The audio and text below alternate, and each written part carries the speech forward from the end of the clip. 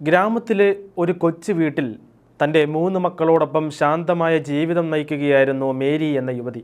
2023 September മാസത്തിലെ ഒരു രാത്രി ഏകദേശം 2 മണിയായപ്പോൾ അൽ ഷബാബ് തീവ്രവാദികൾ തങ്ങളുടെ ഗ്രാമത്തിലെത്തിയതായി ഒരു ഞെട്ടലോടെ അവർ തിരിച്ചറിഞ്ഞു.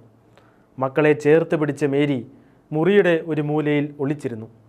എന്നാൽ തീവ്രവാദികൾ ആദ്യം എത്തിയത് ആ ഭവനത്തിലായിരുന്നു. വീട് മുഴുവൻ അരിച്ചു പെറുക്കിയ അവർ മേരിയെയും മക്കളെയും കണ്ടുപിടിച്ചു. പേടിച്ച് വിറച്ചു നിന്ന മേരിയുടെ മൂത്ത മകൻ അസയാവിനെ അവർ തോക്കിൻ മുന്നിൽ നിർത്തി. അവൻ തൻ്റെ മകനാണെന്നും ഉപദ്രവിക്കരുതെന്നും പറഞ്ഞ മേരി തീവ്രവാദികളുടെ മുമ്പിൽ വീണ് കരഞ്ഞു. ഇതിനിടയിൽ അവരുടെ അയൽപ്പക്കക്കാരനായ ഡാനിയേൽ എന്നയാളെ തീവ്രവാദികൾ അവളുടെ വീട്ടിലേക്ക് വലിച്ചിഴച്ചു.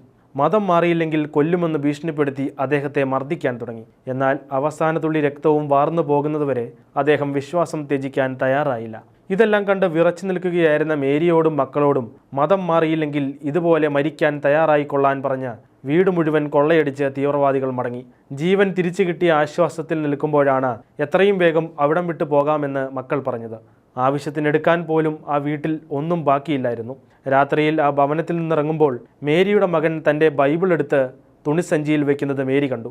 മകൻ്റെ വിശ്വാസ തീക്ഷ്ണതയിൽ ആ അമ്മയ്ക്ക് അഭിമാനം തോന്നി. ഇന്ന് വിദൂരമായൊരു സ്ഥലത്ത് മക്കളോടൊപ്പം താമസിക്കുകയാണ് മേരി. ക്രിസ്തുവിലുള്ള വിശ്വാസം കൊണ്ട് മാത്രമാണ് തങ്ങൾ പിടിച്ചു നിൽക്കുന്നതെന്ന് മേരി ഒരു ക്രിസ്ത്യൻ സന്നദ്ധ സംഘടനയോട് പറഞ്ഞു. എന്നെങ്കിലും ഒരിക്കൽ തങ്ങളുടെ ഗ്രാമത്തിൽ തിരികെ എത്തി സമാധാനത്തിൽ ജീവിക്കാമെന്ന പ്രത്യാശയിലാണ് ഇവർ. മേരിയെപ്പോലെ നിരവധി പേർ സ്വന്തം വീടുപേക്ഷിച്ച് അഭയകേന്ദ്രങ്ങളിൽ കഴിയുന്നുണ്ടെന്ന് കെനിയയിൽ സേവനം ചെയ്യുന്ന ഇന്റർനാഷണൽ ക്രിസ്ത്യൻ കൺസേൺ പ്രവർത്തകർ പറയുന്നു. ഏത് സമയത്തും തീവ്രവാദികളുടെ ആക്രമണം ഉണ്ടാകാമെന്നതിനാൽ ഏറെ ആശങ്കയിലാണ് പ്രദേശത്തെ ആളുകൾ കഴിയുന്നത്.